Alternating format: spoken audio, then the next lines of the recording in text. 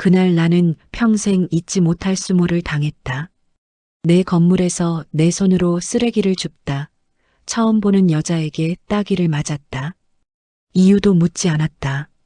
변명할 기회도 없었다. 청소부인 줄 알았다며 사람을 사람 취급하지 않는 눈으로 나를 내려다보던 그 얼굴. 그리고 마지막으로 들은 말. 우리 며느리 건물인데 관리가 이 모양이라니. 그 한마디가 내 인생을 바꿨다.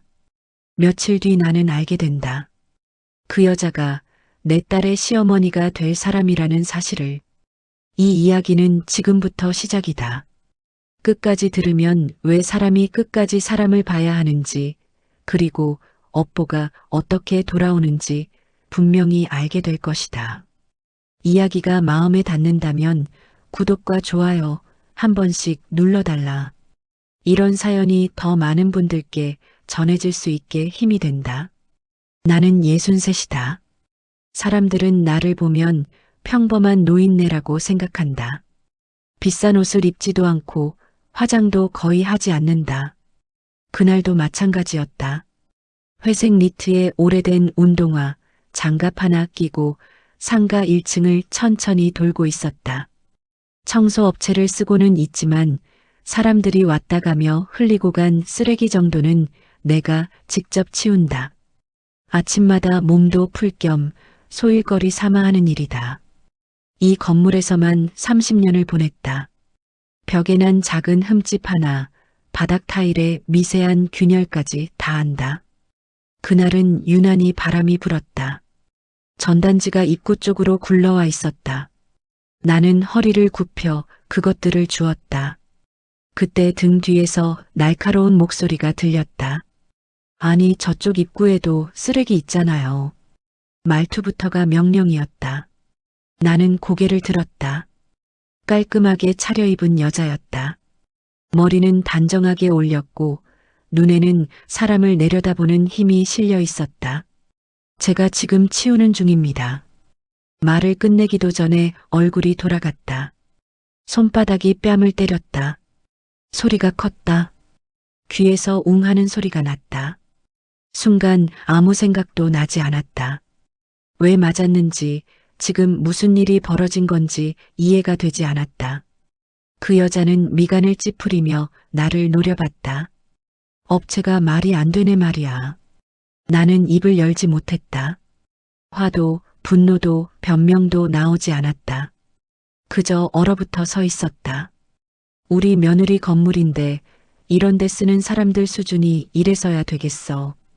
그 여자는 그렇게 말하며 가방을 들고 나가버렸다. 뒤돌아보지도 않았다. 한참을 그 자리에 서 있었다. 장갑 낀 손이 떨렸다. 주변 상인 몇 명이 멀찍이서 나를 봤다. 아무도 다가오지 않았다. 나는 그제야 허리를 펴고 천천히 안으로 들어갔다. 화장실 거울 앞에서 얼굴을 봤다. 뺨이 빨갛게 부어 있었다. 60이 넘어서 이런 일을 당하니 분노보다 먼저 서러움이 올라왔다. 내가 뭘 그렇게 잘못 살았나? 사람을 이렇게 쉽게 때려도 되는 존재로 보일 만큼 초라해 보였나? 집에 돌아와도 그 얼굴이 떠나질 않았다. 그날 저녁 딸에게 전화가 왔다. 엄마, 이번 주말에 상견례 사진 보내줄게. 상견례라는 단어에 가슴이 철렁했다. 딸은 곧 결혼을 앞두고 있었다. 상대 집안도 무난하다고 했다. 나는 딸을 믿었다. 사진이 왔다. 식구들이 나란히 앉아 웃고 있었다. 그리고 그 여자가 있었다. 나는 숨이 막혔다. 사진을 몇 번이나 확대해 봤다. 그날 나를 때렸던 얼굴, 눈매, 입꼬리, 표정까지 똑같았다. 손에서 휴대폰이 미끄러질 뻔했다. 그 여자가 내 딸의 시어머니가 될 사람이라는 사실을 받아들이는데 시간이 걸렸다. 그 순간 깨달았다. 이건 우연이 아니라는 걸. 사람은 실수로 손이 나갈 수 있다. 하지만 그 말은 실수가 아니었다.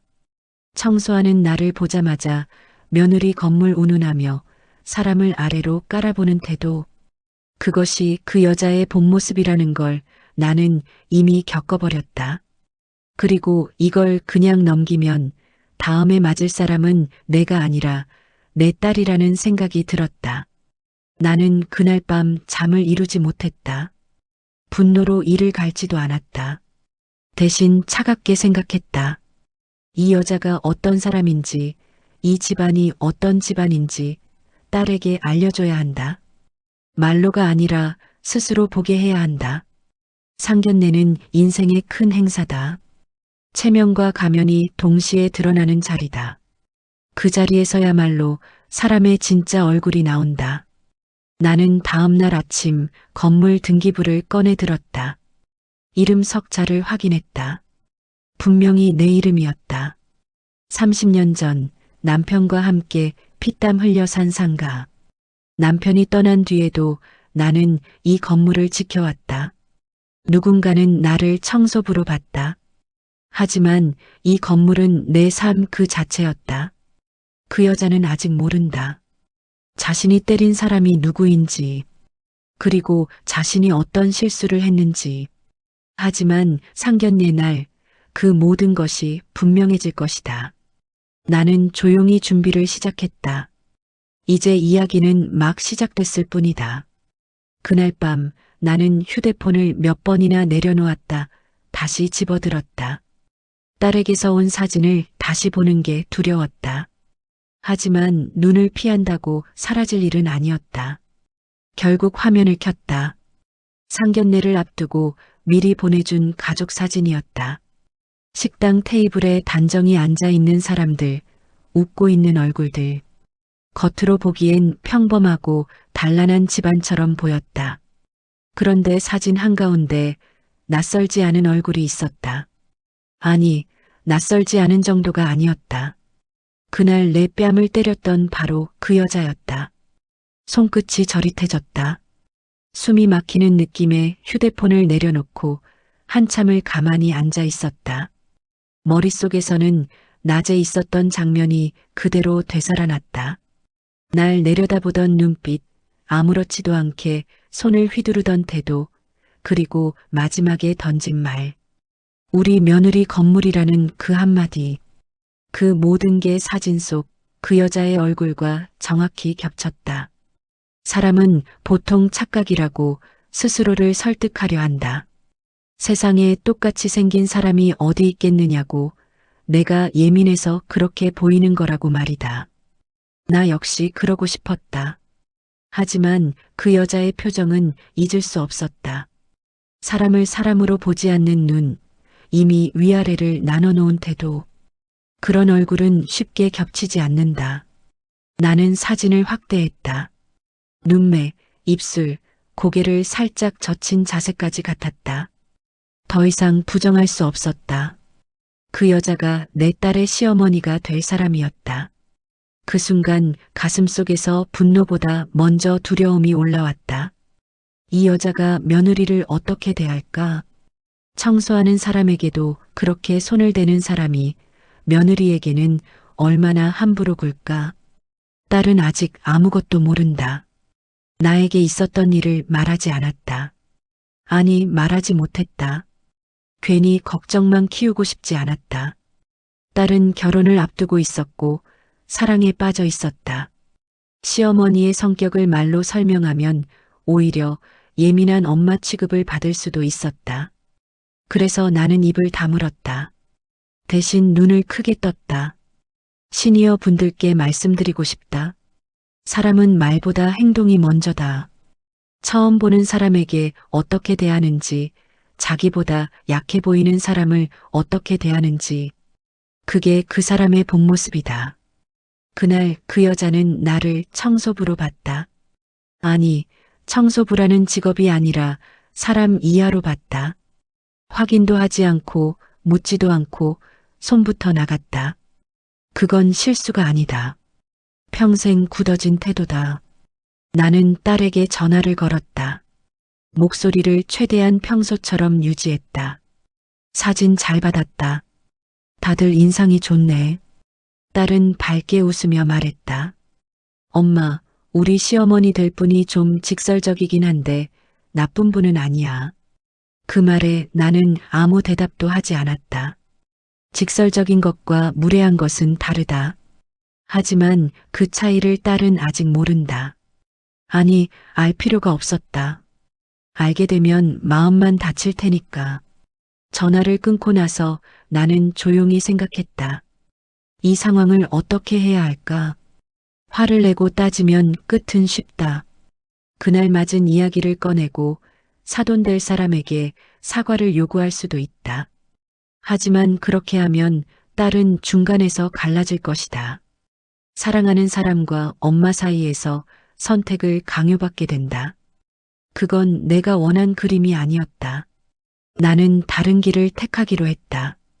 말이 아니라 상황으로 보여주자. 사람은 자신이 어떤 말을 했는지보다 어디서 무너졌는지를 더 오래 기억한다. 그날 이후 나는 그 여자의 말을 곱씹어 봤다. 우리 며느리 건물이라는 말. 그 말에는 두 가지가 담겨 있었다.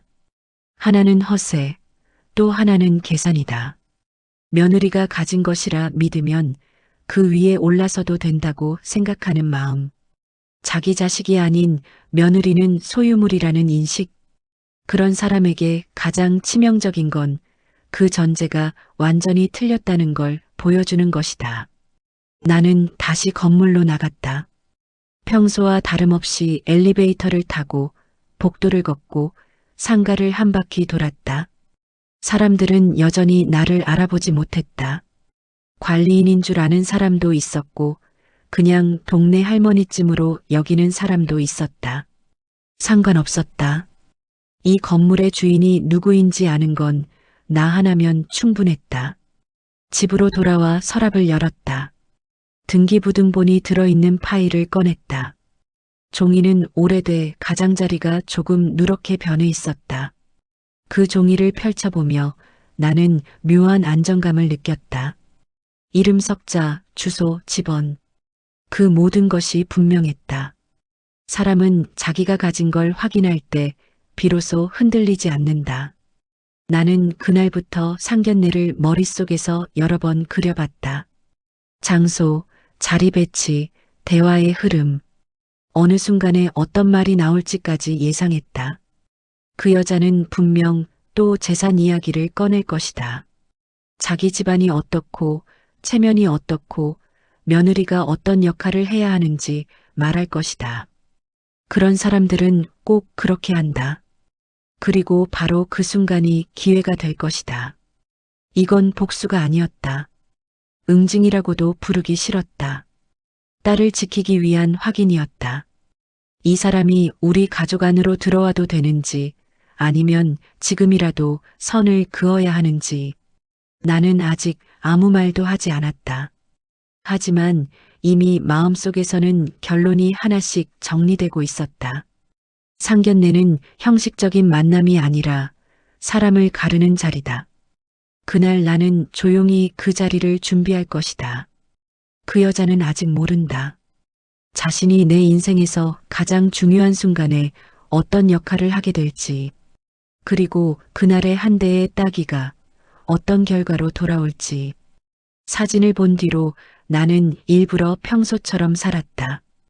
괜히 달라진 모습을 보이면 딸이 눈치챌 것 같았다. 아침에 일어나 밥을 먹고 건물로 나가 한 바퀴를 돌고 상인들과 인사했다. 겉으로는 아무 일도 없던 사람처럼 행동했지만 속은 전혀 그렇지 않았다. 머릿속에서는 그 여자의 말과 표정이 계속 반복됐다. 우리 며느리 건물이라는 말. 아무 근거 없이 자신이 위에 있다고 믿는 사람만이 할 수 있는 말이었다. 사람들은 흔히 재산이 많으면 여유가 생긴다고 말한다. 하지만 내가 살아보니 꼭 그렇지는 않았다. 재산은 사람의 본성을 바꾸지 않는다. 다만 드러낼 기회를 줄 뿐이다. 가진 것이 많을수록 겸손해지는 사람도 있고 반대로 가진 것이 많다고 믿을수록 더 오만해지는 사람도 있다. 그 여자는 분명 후자였다. 나는 건물 관리실에 들렀다. 관리 직원이 인사를 했다. 늘 나를 그냥 편한 어르신 정도로 대한다. 그게 좋았다. 주인 대접을 받고 싶지 않았다. 나를 어떻게 대하는지가 아니라 내가 아닌 사람을 어떻게 대하는지가 더 중요했으니까. 그날 관리실에서 들은 이야기 하나가 귀에 들어왔다. 며칠 전 어떤 여자가 와서 관리 상태가 엉망이라며 큰 소리를 쳤다는 말이었다. 특정 업체를 쓰지 말라고까지 했다고 했다. 나는 아무 말도 하지 않았다. 이미 알고 있었다. 시니어 여러분, 이런 경험 한 번쯤은 있으실 것이다. 상대가 내 사정을 모른다고 해서 함부로 대하는 사람.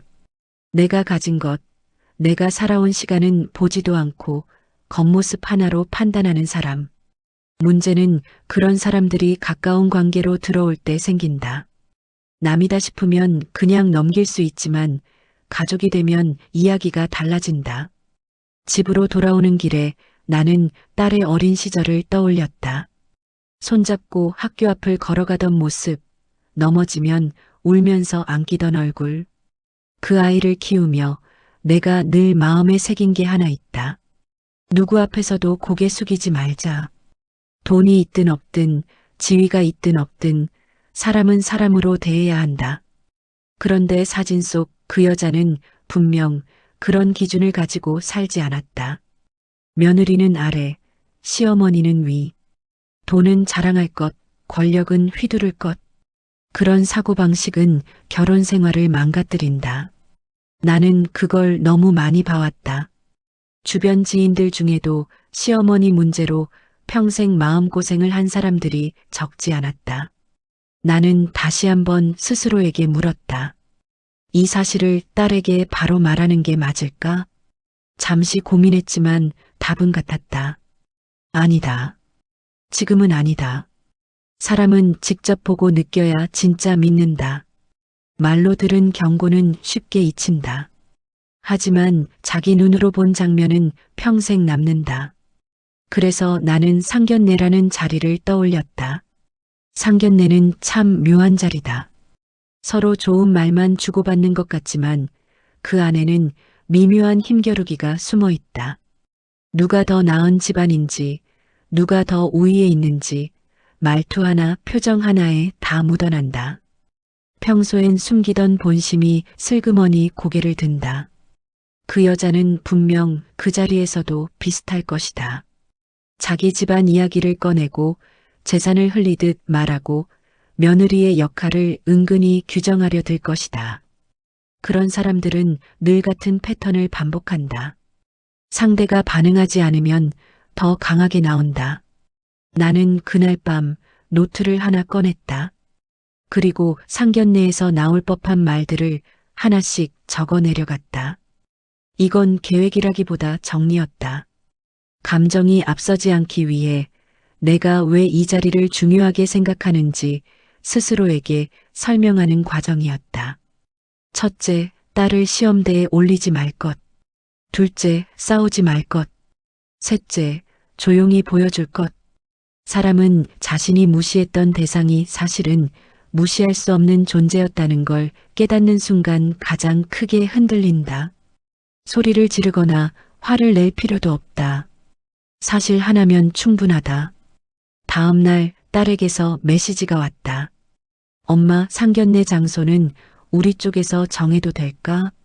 나는 잠시 웃었다. 기회가 먼저 찾아온 것이다. 그래, 엄마가 아는 데가 하나 있어. 그렇게 답장을 보냈다. 그 장소는 이미 마음속에 정해져 있었다. 내가 30년 넘게 지켜온 곳, 그 여자가 함부로 말했던 바로 그 건물 안에 있는 한정식 집이었다. 겉으로는 평범해 보이지만 안으로 들어가면 이 공간이 얼마나 관리되고 있는지 단번에 느낄 수 있는 곳이다. 나는 서류함을 다시 열어 등기부를 확인했다. 종이를 손에 쥐는 순간 마음이 차분해졌다. 이건 무기가 아니었다. 증명이었다. 괜히 숨길 것도 드러낼 것도 없는 내 삶의 기록이었다. 시니어 분들께 꼭 드리고 싶은 말이 있다. 사람을 판단할 때 말과 표정보다 더 중요한 게 있다. 그 사람이 힘이 없다고 생각했을 때 어떻게 행동하는지다. 그 기준 하나만으로도 많은 걸 걸러낼 수 있다. 나는 이제 기다릴 뿐이다. 상견례라는 이름의 그날을. 그 여자가 다시 한번 자신의 기준으로 세상을 재단하려는 순간을. 그리고 그 기준이 얼마나 허술한지 스스로 깨닫게 될 시간을. 아직 아무 일도 일어나지 않았다. 하지만 이미 흐름은 정해져 있었다. 조용히, 아주 조용히. 상견례 날 아침, 나는 평소보다 조금 일찍 눈을 떴다. 특별히 긴장되지는 않았다. 오히려 마음이 차분했다. 이미 마음속에서 여러 번 치러본 자리였기 때문이다. 거울 앞에 서서 머리를 단정히 빗고 너무 튀지 않는 옷을 골랐다. 비싼 옷은 피했다. 오늘의 목적은 나를 드러내는 게 아니라 상대를 보게 만드는 것이었으니까. 딸에게서 전화가 왔다. 엄마, 우리 조금 일찍 갈게. 그래, 천천히 와. 내 목소리는 평소와 다르지 않았다. 딸은 아무것도 눈치채지 못했다. 그게 다행이었다. 약속 장소는 내가 정한 한정식 집이었다. 상가 건물 안쪽, 조용한 위치에 있는 곳이다. 겉에서는 잘 보이지 않지만 안으로 들어오면 관리 상태와 분위기가 단번에 느껴진다. 이런 공간은 사람의 태도를 드러내기 마련이다. 함부로 말하던 사람은 조심하게 되고 스스로 대단하다고 믿던 사람은 괜히 더 힘을 준다. 나는 조금 먼저 도착했다. 직원이 인사를 했다. 늘 보던 얼굴이었다. 나는 예약 확인만 하고 자리에 앉았다.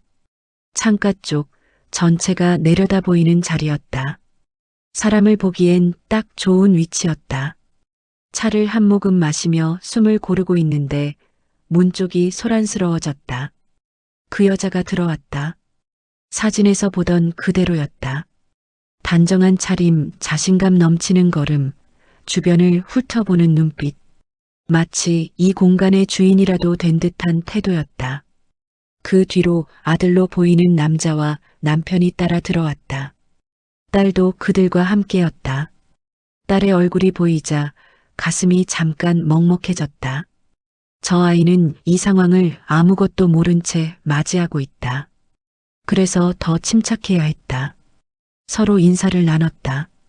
나는 웃으며 고개를 숙였다. 그 여자는 나를 힐끗 보더니 형식적인 미소를 지었다. 눈길이 오래 머물지 않았다. 이미 사람을 분류해 놓은 눈이었다. 이쪽은 별 볼 일 없는 쪽이라는 판단이 끝난 얼굴이었다. 자리에 앉자마자 그 여자는 말을 시작했다. 요즘 경기가 말이 아니잖아요. 나는 고개를 끄덕였다. 그래도 사는 사람은 다 살죠. 그 말에 그 여자의 눈이 잠깐 흔들렸다. 대답이 마음에 들지 않은 듯했다. 이야기는 자연스럽게 집안 이야기로 흘러갔다. 그 여자는 자기 집안이 얼마나 안정적인지, 아들이 얼마나 성실한지 길게 말했다. 중간중간 딸을 보며 며느리 역할에 대한 말도 흘렸다. 웃으면서 하는 말이었지만 기준은 분명했다. 위와 아래, 가르치는 사람과 따라야 할 사람. 나는 조용히 듣기만 했다. 반박하지도 맞장구를 치지도 않았다. 그럴수록 상대는 말을 더 많이 하게 되어 있다. 자기 이야기에 취한 사람은 스스로 본 모습을 드러낸다. 음식이 나오고 분위기가 조금 풀린 듯 보였을 때였다. 그 여자가 식당을 둘러보며 말했다. 이 건물 관리가 참 잘 돼 있네요. 나는 그 말을 기다리고 있었다. 그러게요. 오래된 건물인데도 손이 많이 가죠. 내가 그렇게 말하자 그 여자는 고개를 끄덕이며 말했다. 그래도 주인이 신경 쓰는 건지 모르겠어요. 그 순간 딸이 나를 힐끗 봤다. 아마도 내가 어떤 반응을 보일지 궁금했던 것 같다. 하지만 나는 표정을 바꾸지 않았다. 대신 차를 한 모금 더 마셨다. 상견례라는 자리는 이상한 힘이 있다. 처음엔 다들 조심하지만 시간이 조금만 지나면 각자의 진짜 기준이 튀어나온다. 그 여자는 점점 말을 놓기 시작했고 자신의 경험을 일반화했다. 며느리는 이래야 한다. 집안은 저래야 한다. 듣는 사람의 표정보다 자기 말에 더 집중하는 전형적인 모습이었다. 나는 그 모습을 보며 확신했다. 이 사람은 바뀌지 않는다. 적어도 말로는. 딸의 얼굴이 조금 굳어가는 게 보였다. 아직 이유는 모를 것이다. 하지만 불편함은 느끼고 있었다. 사람은 본능적으로 안다. 이 자리가 단순히 따뜻한 만남은 아니라는 걸. 나는 아직 아무 말도 하지 않았다. 지금은 아니다. 오늘의 무대는 이미 열렸다. 이제 필요한 건 조명이 켜질 순간뿐이다. 그 여자는 여전히 모르고 있었다. 이 자리가 단순한 상견례가 아니라는 것을. 그리고 자신이 서 있는 이 건물이 누구의 삶 위에 세워져 있는지. 나는 조용히 시간을 계산했다. 조금만 더 기다리면 된다. 상견례 자리는 겉으로는 평온했다. 음식은 정갈했고 말투는 공손했다. 하지만 나는 그 평온이 오래가지 않을 거라는 걸 알고 있었다. 사람은 편해지는 순간 본심을 숨기지 못한다. 그 여자는 이미 조금씩 편해지고 있었다. 말끝이 짧아졌고 웃음 뒤에 기준이 묻어나기 시작했다. 식사가 중반을 넘기자 자연스럽게 이야기는 생활로 옮겨갔다. 어디서 살 계획인지, 결혼 후엔 어떻게 할 생각인지. 그 여자는 질문하는 척했지만 사실은 답을 정해두고 있었다. 며느리는 가까이 살아야 하고 집안일은 당연히 분담해야 하며 시댁 행사에는 빠지지 말아야 한다는 식이었다. 딸은 고개를 끄덕이기도 잠시 멈칫하기도 했다. 아직은 판단을 유보한 얼굴이었다. 나는 그 모습을 보며 속으로 시간을 재고 있었다. 지금은 아니다. 아직은 아니다. 상대가 스스로 더 드러나야 한다. 말을 많이 할수록 되돌릴 수 없게 된다. 그래서 나는 여전히 조용히 있었다. 질문을 받으면 짧게 답했고 웃어야 할 때는 웃었다. 그 여자는 그걸 수능으로 받아들인 듯했다. 그러다 그 여자가 다시 공간을 의식했다. 식당의 구조, 창밖으로 보이는 상가 내부, 오가는 사람들의 태도, 관리가 잘 된 곳이라는 인상은 그녀의 입을 다시 열게 만들었다. 이런 데서 장사하는 건물은 아무래도 주인이 좀 신경을 쓰겠죠. 나는 고개를 끄덕였다. 신경 안 쓰면 금방 티가 나니까요. 그 말이 신호였다. 그녀는 웃으며 말을 이었다. 그래서 제가 늘 말해요.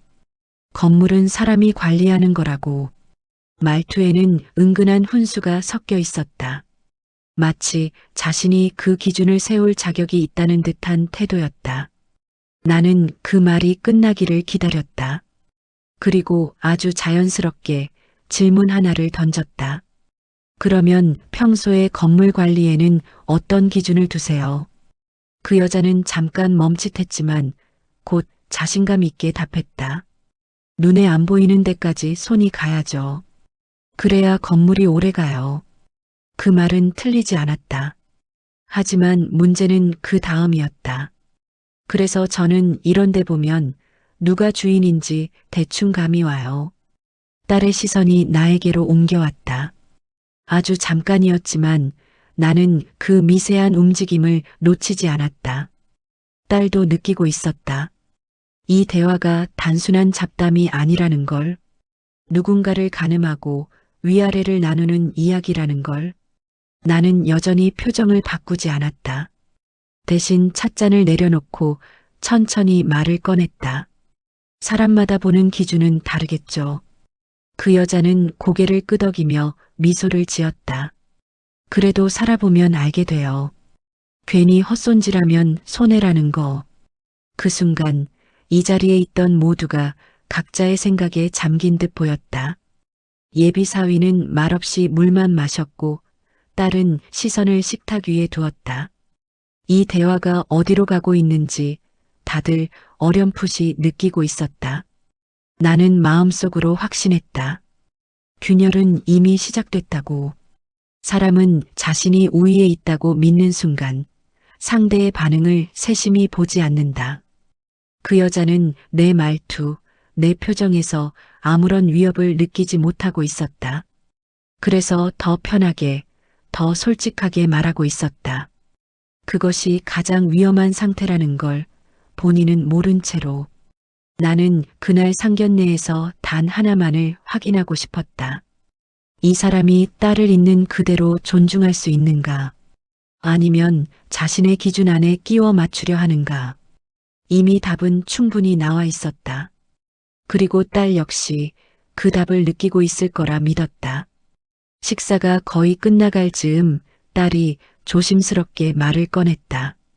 어머님, 혹시 결혼하고 나서 사는 집은 어떻게 생각하세요? 그 질문에 그 여자는 기다렸다는 듯 말했다. 당연히 우리가 도와줘야죠. 요즘 집값이 얼만데. 도움이라는 말 뒤에 깔린 전제는 분명했다. 도움을 주는 쪽이 결정권을 가진다는 생각. 나는 그 말을 들으며 이제 정말로 때가 다가오고 있음을 느꼈다. 하지만 아직은 아니다. 오늘의 목표는 폭로가 아니라 확신이다. 딸이 스스로 판단할 수 있을 만큼의 장면을 보여주는 것. 그 여자는 이미 충분히 자신을 드러냈다. 더 말하게 할 필요도 없었다. 나는 자리에서 일어나 화장실에 다녀오겠다고 말했다. 복도를 걸으며 잠시 숨을 고르는 동안 마음이 이상하게도 고요했다. 감정은 이미 정리돼 있었다. 남은 건 순서뿐이었다. 언제, 어떻게, 어떤 말로 끝을 맺을지. 다시 자리로 돌아왔을 때 대화는 잠시 멈춰 있었다. 모두가 나를 바라봤다. 그 여자는 여전히 여유로운 표정이었다. 아직도 이 자리가 자신의 무대라고 믿는 얼굴이었다. 나는 속으로 말했다. 조금만 더. 이제 정말 얼마 남지 않았다. 이 상견례는 겉으로 보기엔 아직 끝나지 않았다. 하지만 진짜 이야기는 이제부터 시작될 것이다. 자리에 다시 앉자 분위기가 미묘하게 달라져 있었다. 방금 전까지 흐르던 여유가 조금 거쳐 있었다. 말은 이어지고 있었지만 사람들 눈빛이 이전과 같지 않았다. 특히 딸의 표정이 그랬다. 더 이상 웃으며 맞장구 치지 않았다. 듣고 생각하고 판단하는 얼굴이었다. 그걸 본 순간 나는 확신했다. 이제는 정말로 보여줄 차례라는 걸. 그 여자는 여전히 중심에 서 있었다. 자신이 주도권을 쥐고 있다는 믿음이 흔들리지 않은 모습이었다. 이런 사람들은 끝까지 그렇다. 누군가 반박하기 전까지는 자신의 기준이 곧 세상의 기준이라 생각한다. 나는 그 사실을 너무 잘 알고 있었다. 그래서 목소리를 높이지 않았다. 차분함이야말로 가장 큰 반전이기 때문이다. 나는 천천히 가방을 열었다. 일부러 서두르지 않았다. 서류를 꺼내는 작은 동작 하나에도 시선이 모이는 걸 느꼈다. 그 여자가 힐끗 나를 봤다. 무슨 이야기를 꺼내려는지 가늠하려는 눈빛이었다. 요즘은 이런 자리에서도 서로 확인할 게 많잖아요. 내가 말을 꺼내자 모두가 조용해졌다. 형식적인 말처럼 들렸겠지만 나는 이미 방향을 정해두고 있었다. 그 여자는 고개를 끄덕였다. 맞아요. 요즘은 다 따져봐야죠. 그 말에 나는 살짝 웃었다. 그래서 저는 기록을 중요하게 봅니다. 서류 봉투에서 종이 한 장을 꺼냈다.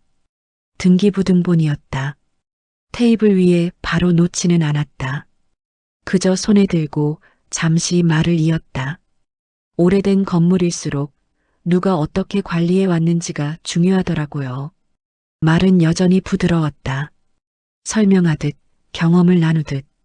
그 여자는 아직까지 아무 의심도 하지 않는 얼굴이었다. 그러다 내가 자연스럽게 말을 이었다. 이 건물도 그렇고요. 그 순간 공기가 멈춘 것 같았다. 그 여자의 눈이 나를 향해 고정됐다. 이 건물 말씀이세요. 그래요. 그 여자의 입꼬리가 살짝 올라갔다. 아, 여기는 저희도 잘 알아요. 그 말에는 여전히 자신감이 묻어 있었다. 나는 고개를 끄덕이며 조용히 종이를 테이블 위에 올려놓았다. 접힌 상태 그대로였다. 그럼 더 이야기가 빠르겠네요. 그제야 그녀의 표정이 아주 미세하게 바뀌었다. 무언가 계산이 어긋났다는 느낌을 받은 얼굴이었다. 하지만 여전히 확신을 버리지는 못했다. 주인이 관리에 신경 쓰는 건 당연하죠. 그 말에 나는 아주 짧게 답했다. 네, 그래서 제가 계속 신경 쓰고 있습니다. 딸이 나를 바라봤다. 눈이 커져 있었다.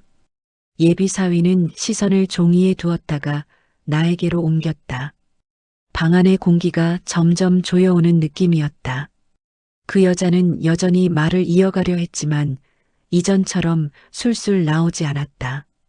나는 그제야 종이를 천천히 펼쳤다. 이름과 주소가 보이도록 일부러 모두에게 향하게 놓았다. 아무 설명도 덧붙이지 않았다. 필요 없었다. 문서라는 건 그 자체로 말이 된다. 그 여자의 시선이 종이 위에 떨어지는 순간 나는 분명히 봤다. 눈동자가 흔들렸다. 아주 잠깐이었지만 그 흔들림은 숨길 수 없었다. 아, 이게... 그녀의 말이 흐려졌다. 나는 차분하게 말을 이었다. 30년 넘게 관리해온 건물입니다. 목소리는 낮았지만 또렷했다. 그래서 작은 변화도 금방 느껴요. 그 여자는 더 이상 말을 잇지 못했다. 아까까지 쏟아내던 기준과 훈수는 사라지고 계산만 남은 얼굴이었다.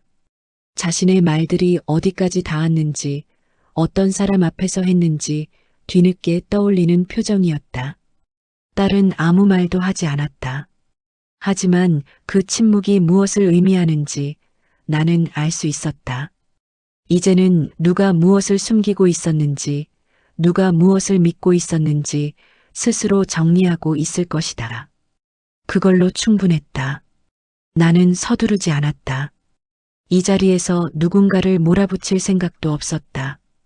이미 사실은 나와 있었다. 더 말하면 오히려 초라해진다. 진짜 반전은 늘 조용하다. 그 여자는 결국 작은 목소리로 말했다.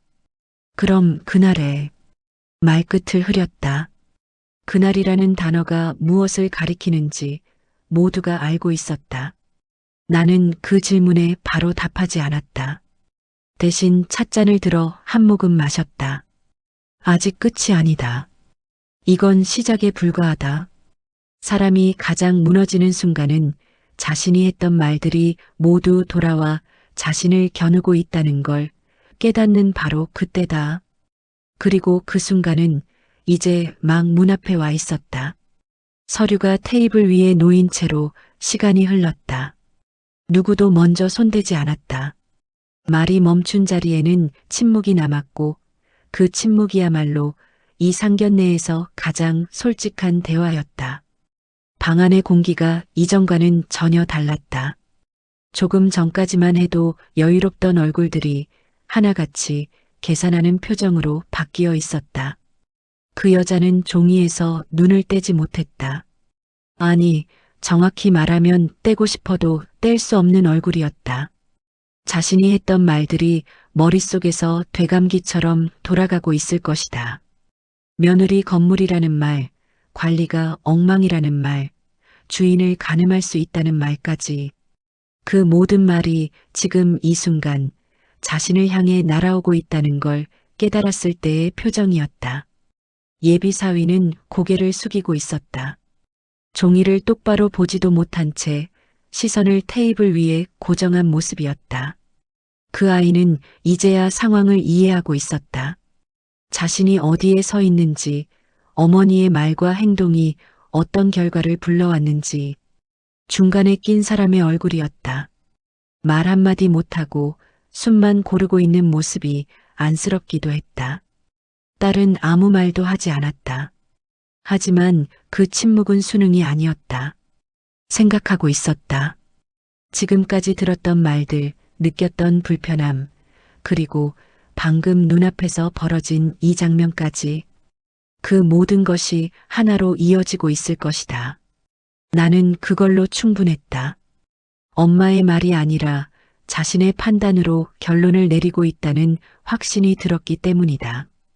그 여자가 결국 입을 열었다. 아까는 제가 말을 좀 험하게 했네요. 말투는 낮아졌지만 여전히 조심스러웠다. 사과라기보다는 상황을 수습하려는 시도에 가까웠다. 나는 고개를 끄덕이지도 고개를 젓지도 않았다. 그저 가만히 바라봤다. 이런 순간에 섣불리 반응하면 상대는 다시 중심을 잡으려 한다. 그 여자는 잠시 숨을 고르더니 말을 이었다. 그날에 계셨던 분이 설마. 말끝을 흐렸다. 더 말하면 돌아갈 수 없다는 걸 본능적으로 알고 있는 얼굴이었다. 나는 그 질문에 바로 답하지 않았다. 대신 아주 담담하게 말했다. 사람을 볼 때 겉모습만 보면 실수가 생기더라고요. 그 말에 그녀의 얼굴이 굳었다. 그제야 모든 퍼즐이 맞춰진 표정이었다. 그날 자신이 어떤 사람을 때렸는지, 어떤 태도로 대했는지, 그리고 그 결과가 지금 어떻게 돌아왔는지, 업보라는 단어가 떠올랐을지도 모른다. 예비 사위가 그제야 조심스럽게 입을 열었다. 어머니, 그만하세요. 짧은 말이었지만 그 안에는 처음으로 보이는 선이 있었다. 무조건적인 동조가 아니라 멈춰야 한다는 신호였다. 그 여자는 아들을 바라봤다. 당황과 분노, 그리고 이해할 수 없다는 감정이 섞인 얼굴이었다. 하지만 더 이상 예전처럼 밀어붙일 수는 없어 보였다. 나는 그 모습을 보며 조용히 확신했다. 이 집안의 힘의 구조는 이미 금이 갔다. 아들이 침묵하던 자리에서 말을 꺼냈다는 것 자체가 변화였다. 그리고 그 변화의 중심에는 방금까지 가장 낫다고 여겨졌던 내가 서 있었다. 그 여자는 결국 자리에서 몸을 조금 낮췄다. 자세가 달라졌고 말투도 달라졌다. 제가 오해를 했던 것 같아요. 이번엔 분명히 말했다. 오해라는 단어를 썼지만 사실은 인정이었다. 나는 그 말을 받아 적듯이 마음속에 새겼다. 사람은 이렇게 무너진다. 소리 없이 아주 천천히. 딸이 그제야 나를 봤다. 눈이 마주쳤다. 아무 말도 하지 않았지만 그 눈빛에 모든 게 들어 있었다. 고맙다는 말, 그리고 이제는 알겠다는 신호. 나는 아주 작게 미소를 지었다. 괜찮다는 뜻이었다. 내가 느낀 그대로 판단해도 된다는 의미였다. 상견례 자리는 더 이상 이어질 수 없었다. 겉으로는 끝까지 예의를 지켰지만 이미 결론은 나 있었다. 그 여자는 더 이상 기준을 말하지 않았다. 며느리의 역할도 집안의 체면도 꺼내지 않았다. 대신 조심스럽게 상황을 정리하려는 말만 몇 마디 덧붙였을 뿐이다. 자리를 정리하며 나는 생각했다. 사람을 무너뜨리는 데는 큰 말이 필요 없다. 사실 하나면 충분하다. 그리고 그 사실은 언제나 가장 조용한 순간에 가장 크게 울린다. 문을 나서기 전 그 여자는 다시 한번 나를 바라봤다. 눈에는 후회와 두려움이 동시에 담겨 있었다. 하지만 이미 늦었다. 사람은 한번 무너진 기준을 다시 세우기 어렵다. 특히 그 기준이 다른 사람 위에 서서 만들어진 것이었다면 더더욱. 이제 남은 건 하나뿐이었다. 이 관계를 어떻게 정리할 것인가. 그리고 딸이 어떤 선택을 할 것인가. 나는 서두르지 않았다. 결정은 언제나 준비된 사람의 몫이니까. 식당을 나서는 길은 이상할 만큼 조용했다. 모두가 같은 공간에 있었지만 각자 다른 생각을 안고 걸었다. 누군가는 후회를, 누군가는 안도를, 누군가는 결심을 품고 있었을 것이다. 나는 그 중에서도 가장 가벼운 마음이었다. 이미 해야 할 일은 다 했고 남은 선택은 내 몫이 아니었기 때문이다. 주차장으로 내려가는 동안 딸은 말이 없었다. 평소 같았으면 작은 이야기라도 꺼냈을 아이가 그날만큼은 조용히 내 옆을 걸었다. 나는 일부러 묻지 않았다. 지금 필요한 건 설명이 아니라 시간을 주는 일이었다. 판단은 스스로 할 때 가장 단단해진다. 차에 타자 예비 사위가 우리 쪽으로 다가왔다. 얼굴이 창백했다. 고개를 숙여 인사하며 말했다. 오늘 일은 제가 죄송합니다. 나는 고개를 저었다. 누군가 대신 사과할 일은 아니에요. 그 말은 그를 탓하지도 위로하지도 않는 말이었다. 다만 선을 분명히 하는 말이었다. 그는 그 의미를 이해한 듯 더 말하지 않았다. 차가 움직이자 딸이 창밖을 바라봤다. 한참을 그러다 조용히 입을 열었다. 엄마, 나 이제 알겠어.